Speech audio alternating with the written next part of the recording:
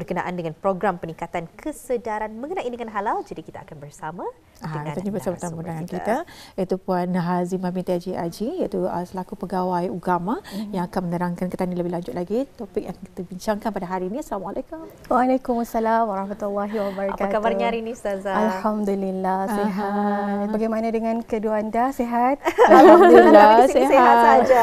Anda sabar rasanya ni kan bertanyakan soalan-soalan pasal tadi Rajab berbincang banyak kami diskusikan macam kalau halalannya bukan saja makanan minuman tapi juga skincare, tapi juga malahan mangkuk, piring dan sebagainya pun ada yang halal dan tidak.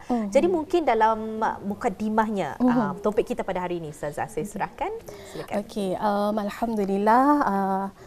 Wassalatu wassalamu ala Rasulillah sallallahu alaihi wasallam. Okey, alhamdulillah pada hari ini terima kasih saya ucapkan terlebih dahulu kepada pihak Rampai Pagi kerana berkesudian untuk mengundang bahagian kawalan makanan halal untuk mengongsikan mengenai dengan program peningkatan kesedaran mengenai dengan halal, singkatannya PPKMH. Okey. Program ini adalah merupakan anjuran ataupun dikelolakan oleh Unit Tarbiyah Halal, Seksyen Pembangunan Halal di bawah bahagian kawalan makanan halal. Banyak halalnya. Okey, di bawah Jabatan Hal Ehwal Syariah. Selalunya program ini diadakan setiap sekali sebulan bermula jam 9 pagi hingga 11 pagi. Okey, kita ni punya sasaran untuk program ini indah kira lah sama ada daripada agensi kerajaan, swasta maupun mereka yang masih bergelar pelajar boleh ikut serta dalam program ini. Tujuannya ialah yang pertama supaya kita ni dapat mengukuhkan kefahaman dan juga penghayatan kita ni mengenai dengan halalan thayyiban. Seperti yang dikongsikan bukan sahaja makanan, walaupun kalau halalan thayyiban ni sinonim memang makanan, tetapi juga barang-barang gunaan seperti kasut, berus, pinggan mangkuk dan sebagainya. Banyak. Dan yang kedua, sesuai dengan nama lah, kita ni kan create awareness. Kita ni kan tingkatkan lagi kesedaran orang ramai mengenai dengan halal supaya do not take it for granted. Kadang-kadang pasal negara kita ni negara Islam, semuanya halal. Pandangan orang cuma tu. Jadi daripada program ini kami akan kongsikan supaya kita ni lebih berhati-hati dan lebih peka lah. Dan juga membukakan ruang dan peluang kepada para peserta untuk bertanya secara langsung semasa program itu. Sedikit sebanyaklah mukadimahnya. Tapi ingin juga ditanyakan ni Ustazah, dengan menariknya program yang akan diadakan ini, masih kena dibukakan untuk orang ramai? Macam mana mereka ingin mendaftar sekiranya berminat? Untuk yang bulan Januari ini, alhamdulillah sudah pun penuh. Okey, insya-Allah pada hari Sabtu ini penuh sudah bulan Januari ini. 20 hari bulan ini hari Sabtu di Dewan Melur Kementerian Hal Ehwal Ugama akan diadakan sesi pertama tahun 2024 inilah. Tapi jangan risau kalau sekiranya penyampai Rampai Pagi kita ni berminat, juga habis kita berminat, habis kita boleh mendaftar untuk sesi seterusnya. Sebab ia diadakan pada sekali sebulan kan, so setiap bulan akan ada satu sesi yang memang dihaskan untuk program ini. Cara mendaftar insya-Allah mudah. Selalunya kami kongsikan satu poster, ada QR code. Jadi yang berminat boleh imbas sahaja QR code itu dan isikan borang pendaftaran. Tapi itu secara individual lah. Kalau sekiranya ia akan bawa sanak saudara, sahabatnya ramai-ramai sekeluarga secara berkumpulan, boleh senaraikan nama penuh setiap peserta yang ikut itu dengan nombor kad pengenalan pintar dan emailkan ke bkmh@mora.gov.bn. Jadi apakah antara pengisian yang akan dikongsikan dalam program ini dan macam mana bagi orang ramai yang ikut serta dan apa antara keistimewaannya yang ada? Okey. Untuk program peningkatan kesedaran ini, salah satu keistimewaannya ia kena bagi sijil kalau ikut. Okey, artinya kira buktilah ia hadir tu. Okey, sijil ini akan diberikan secara digital dan pengisiannya bagi saya ini yang selalunya ditunggu-tunggu oleh para peserta. Okey, untuk program ini ada dua bahagian. Bahagian agama dan juga bahagian teknikal. Bahagian agama akan lebih menceritakan mengenai dengan halalan. Sebab halalan thayyiban ini seiring. Dan kalau bahagian teknikal ia akan lebih kepada thayyiban.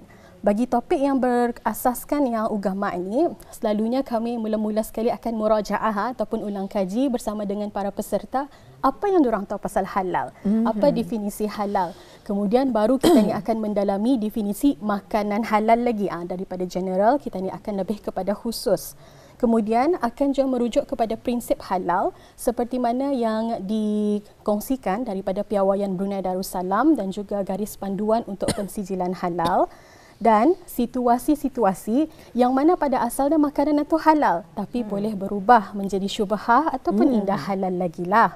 Kemudian juga penerapan maqasid syar'iyah dalam halalan thayyiban. Itu baru sebahagian lah daripada yang ugama. Kemudian bagi bahagian teknikal dikongsikan pengetahuan asas pengendalian dan keselamatan makanan, which is bagi saya sangat penting lah ni untuk kita ni amalkan untuk diri sendiri dan juga apabila kita ni berkunjung ke mana-mana premis ataupun syarikat yang menghidangkan makanan lah. Dan selalunya yang paling kena tunggu-tunggu adalah isu-isu viral halal. Produk-produk ini kena viralkan. Dunia ni dunia viral masanya. Betul. Selalu akan disebarkan makanan ini katanya indah halal, ada kandungan ani. Jadi dalam program ini bahagian kawalan makanan halal mengambil kesempatan mengongsikan produk-produk yang viral. Benarkah ia halal ataupun hanya disebarkan tanpa usul periksa. Itu antara pengisian lah insya-Allah. Okay. Jadi ini adalah untuk pengetahuan ramai juga ni Ustazah. Ustazah tadi ada menyentuh berkenaan dengan syubhah. Jadi itu adalah perkataan bahasa Arab. Jadi mungkin penonton kita ni ada sedikit ragu apa arti syubhah. Mungkin dapat Ustazah terangkan. Secara ringkas syubhah ni macam yang sudah dikongsikan, ia ragu. Kita ni timbul was-was. Pada asalnya halal tetapi sesuatu terjadi dalam tempoh mungkin kita ni kena hidangkan ataupun time masak tu live cook tu kita ni nampak sesuatu jadi timbul ragu, benarkan tu halal? Itu adalah secara ringkasnya. Apabila makanan itu menimbulkan rasa ragu untuk kita ni makan. Secara lebih mendalam, silalah berkunjung dan ikut serta dalam program ini. Wah, itu caranya. Kalau ingin tahu lebih lanjut. Kalau kena terangkan ke semuanya, kita orang mau ikut. Ini sangat menarik sebenarnya. Topik ini sangat menarik dan juga program ini sangat menarik untuk petani. Dan tadi pun saya sudah mengatakan kalau petani kan ikut, boleh. Ilmu sebenarnya. Betul. Jadi ingin sekali ditanyakan Joni Ustazah, kalau kami sekalian ikut tapi sudah penuh kan, dan memang ini berjadual. Betul. Sebulan sekali? Sebulan sekali. Tapi boleh tidak Ustazah sekiranya kami mau by request ataupun secara permintaan, bagaimana Ustazah? Sekiranya kadang-kadang ada agensi yang secara berkumpulan kan, anda kira kerajaan ataupun swasta dan maupun pihak pelajar sekolahnya kan mau untuk studentnya, boleh by request, iaitu caranya pertama kita mengirimkan surat secara fizikal ke bahagian kawalan makanan halal, sebutkan mengenai dengan program peningkatan kesedaran mengenai halal ini untuk cadangan tarikh kita bila dan juga sasarannya ataupun pelajar yang ikut ataupun kumpulan ikut tu berapa orang, dan yang paling penting yang kami mahu adalah focal person, orang yang dihubungi dalam persuratan ini, sebab selepas menerima persuratan ini akan ada dihubungi balik untuk kita ni punya perbincangan lanjut. Itu secara persuratan fizikal, tetapi boleh juga sekarang ini kita ni lebih moden, kalau menerusi email pun insya-Allah boleh. Okey, seperti sama lojo dengan persuratan fizikal itu, tetapi kita kirimkan juga ke bkmh@mora.gov.bn. So ada dua lah, sama ada secara persuratan ataupun melalui email. Dua-dua pun boleh untuk yang by request. Biasanya program ini dilaksanakan atau dilakukan, adakah mempunyai had keramaian yang tersendiri? Ya, sebulan sekali kan? Okey. Buat masa ni disebabkan dewan yang agak terhad, so kami membukakan hingga 40 orang sahajalah para peserta. Tapi sekiranya habis kita yang by request, ada dewan yang lebih besar ataupun boleh muat sampai 100 orang, insya-Allah kami layan jualah. Kami terima sahaja insya-Allah. Alhamdulillah. Okey, jadi itulah sedikit sebanyak ya perkongsian berkenaan dengan program meningkatkan ataupun program peningkatan kesedaran mengenai dengan halal ini. Jadi untuk mengupas dengan lebih lanjut Ustazah, mungkin dapat Ustazah selitkan sedikit semacam lah. Apa sebenarnya keistimewaan program ini? Okey, program ini pasal dia ada secara langsung kan berjumpa dengan para peserta. Jadi para peserta ni kadang-kadang kalau akan mengajukan soalan, diorang rasa takut sebenarnya akan datang ke pejabat itu, diorang rasa macam mana kami akan bertanya, macam kami indah yakin macam tu. Tapi dalam program ini, dengan setiap tajuk yang dikongsikan itu, diorang akan lebih tergambar soalan apa yang ingin diajukan. Jadi bukan setakat ilmu untuk diorang sahaja sebagai individu, tapi rakan-rakan lain yang hadir pun diorang macam, kami pun baru tahu ni, masya-Allah. Jadi itu yang sebenarnya yang kami harapkan. Ilmu ini bukan disimpan oleh seorang individu sahaja, tapi ramai-ramai yang hadir itu pun tahu tentang sesuatu isu ini. Sebab indah semua orang peka ataupun menerima kan sesuatu ilmu ataupun yang kena sebar-sebarkan itu. Jadi dalam program ini, apa yang mungkin selama ni yang dalam buku saja orang baca, tapi bila berdepan dengan pegawai daripada bahagian kawalan makanan halal sendiri, dengan dikongsikan dengan lebih lanjut, orang lebih terbayang dan tergambar situasi yang sebenar. Okey, ianya diadakan sebulan sekali, bermula daripada pukul 9 pagi hingga 11 pagi. 9 pagi hingga 11 pagi, lebih kurang 2 jam. Diadakan untuk program ini khusus untuk lebih kurang 40 orang. Jadi adakah di dalam program ini kategori-kategori yang diterangkan dan ataupun permintaan daripada para peserta yang menghadiri, macam mana tu? Okey, selain daripada dibahagikan kepada dua bahagian agama dan juga teknikal, sekiranya macam biasanya soal jawab di akhir kan, tapi kadang-kadang para peserta ini meminta izin untuk bertanya di pertengahan.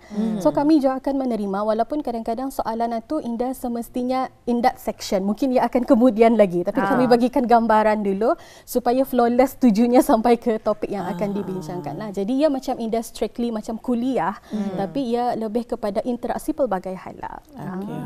Jadi ingin juga tahu ni Ustazah, ini adalah salah satu program yang diadakan kan dari bahagian kawalan makanan halal, betul ya? Betul. Jadi ada kena program-program lain yang ditawarkan juga ni Ustazah? Okey, alhamdulillah.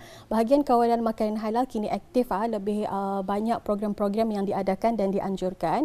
Antaranya ialah program pengukuhan penyeliaan halal. Cuma program ini lebih tertutup kerana ia perlu kepada penyelia halal sahaja. Bagi mereka yang memohon sijil halal dan permit di bawah Perintah Sijil Halal dan Label Halal 2005. Kemudian kami juga ada bengkel, iaitu bengkel pematuhan halal khusus kepada pemilik dan juga pengurus yang sudah mempunyai sijil dan permit di bawah Perintah Sijil Halal dan Label Halal 2005. Tetapi ada juga program-program lain seperti prosedur pensijilan halal bagi Akta Daging Halal Penggal 183 dan Perintah Sijil Halal dan Label Halal 2005. Ada juga konsep makanan halal dan ada selalunya institut pengajian tinggi ini yang meminta teori dan praktikal penyembelihan menurut hukum syarak. Selain itu juga kami kalau sekiranya ada undangan menerima juga untuk ikut serta dalam mana-mana expo ataupun pameran dan klinik halal. Cuma bezanya klinik halal ini ada doktor sama jururawat lah. Cuma ada pegawai bahagian kawalan makanan halal. Dioranglah doktornya. InsyaAllah boleh menjadi doktornya. Akan mengongsikanlah kadang-kadang orang takutkan bertanya macam mana secara lebih lanjutnya mengisi ataupun mengkomplitkan dokumen-dokumen ini. Jadi dalam klinik halal itu secara langsung boleh berinteraksi dan akan ditunjuk depan mata lah, insyaAllah. Jadi Ustazah, bengkel ini kali pertama diadakan ataupun pernah sudah? Sebenarnya dah bermula dari tahun 2021 sudah, kalau indah silap lah, memang aktifly kami buat. Cuma baru berkesempatan ni untuk menguar-nguarkan dengan lebih, kata orang lebih besar lagi lah skopnya. Dan memang dari tahun 2021 hingga sekarang masih aktif dilakukan dan kami kalau cuba sasarannya lebih ramai lagi lah, insyaAllah. Tapi untuk kita ni menilai kembali, ia diadakan 2021 sudah ya awal. Bagaimana dengan keberkesanannya Ustazah, sambutannya kepada orang ramai? Dan alhamdulillah sambutannya tu tiap-tiap bulan kadang-kadang sampai kami terpaksa macam boleh kami masukkan ke slot lain ataupun kadang-kadang ada juga kami terpaksa tangguhkan disebabkan perkara-perkara yang dia dapat dielakkan lah. Tapi alhamdulillah para peserta tu macam kalau next session kami masih mau ikut lah. Jadi cuma tu lebih mudah lah sebenarnya. Dan kalau melihat daripada keberkesanan, kalau kita ni lihat orang masa ni pun lebih aware mengenai dengan isu halal ni, orang indah syukur-syukur saja. Kalau kan membeli makanan masa ni orang pusing dulu tinnya, takutnya lihat dulu ada label halal. Kalau ada label halal selalunya akan kena tanyakan lah para pegawai, ni benar ke ni halal? Ada labelnya macam mana ni? Macam itulah. So we think that program ini alhamdulillah sedikit sebanyak memang memberikan kesan lah kepada orang ramai untuk lebih aware mengenai dengan isu. Jadi bagaimana tindakan daripada pihak Ustazah sendiri mengenai dengan seperti yang Ustazah katakan ada label halal semua ada. Jadi kalau yang dah ada label halal kemudian bersimpan di tempat yang terbuka, misalkan di kedai-kedai, macam mana? Okey. Tricky questions pula ni sebenarnya. Okey. Selalunya memang mudah untuk kita ni melihat produk makanan ni yang ada label halal. Kemudian bagi yang indah label halal, kita ni indah boleh katakan secara terus-menerus on the spot, ni dah halal ni pasal ada label halal. Kita ni ada prosedurnya, kita ni perlu cek dulu manufacturernya dari mana dan selalunya tertera kan manufacturernya dari siapa. Kita ni boleh hubungi pihak tersebut untuk bertanyakan adakah indah sijil halalnya. Sebab kadang-kadang daripada luar negara ni, diorang ada sijil halal tapi produknya itu indah dicetak dengan label halalnya lah atas sebab-sebab tertentu yang dapat saya kongsikan lah. Tapi kebiasaan pertanyaannya macam tu. Jangan terus-terus kita ni nampak terus viral. Jangan terus viral tapi kita ni tanyakan dulu, boleh merujuk kepada bahagian kawalan makanan halal untuk bertanyakan status mengenai dengan makanan itu, ataupun ke agensi-agensi lain seperti Brunei Darussalam Food Authority juga. Jadi Ustazah, kita ni melihat memang rakyat dan penduduk negara Brunei Darussalam semakin ada kesedaran berkenaan dengan halal ini. Jadi mungkin mereka jadinya lebih banyak pengetahuan tentangnya dan sebagainya. Dan kalau kan makan pun kadang ragu kalau sekiranya tempat itu agak kurang menyenangkan dan sebagainya. Tapi bagaimana dengan keadaan sesi pemantauan di Brunei Darussalam ini, Ustazah? Sering dilakukan atau macam mana? Okey, alhamdulillah pihak bahagian kawalan makanan halal memang ada melakukan pemantauan sama ada berjadual dan tidak berjadual ataupun rondaan ke premis-premis ini mengikut zon yang telah ditetapkan lah. So itu memang unannounced. Jadi para premis ini ataupun syarikat ini Indah akan tahu pegawai ini akan melawat pada bila, jam berapa dan kata orang bila-bila masalah tu anytime. Tapi memang pegawai bahagian kawalan makanan halal ada diberikan jadual oleh pihak atasan untuk membuat pemantauan ke premis-premis ini, sama ada premis yang sudah mempunyai sijil halal itu namanya pemantauan. Kalau sekiranya premis yang belum, lebih kepada rondaan. So adalah jadual-jadualnya secara berkala, insyaAllah. Okay. Dan juga berapa lama sebenarnya kalau sesuatu produk atau misalkan kata yang viral lah, katanya ini dah halal. Jadi berapa lama proses dalam pemeriksaan untuk menetapkan yang produk demikian indah halal? Okey, setakat ini belum dapat ditentukan berapa lama sebab kita ni bukan setakat manufacturer sahaja yang perlu dihubungi, bahkan pengilang ataupun penghasil itu pun perlu dihubungi untuk mendapatkan jawapan yang pasti, dan sekiranya perlu kepada analisis maka akan melibatkan Department of Scientific Services untuk ikut serta bagi menganalisis produk tersebut lah. Tapi dalam usaha masa ni we try as best as we can and as soon as possible yang kami boleh untuk kata orang mengurangkan keraguan orang ramai lah.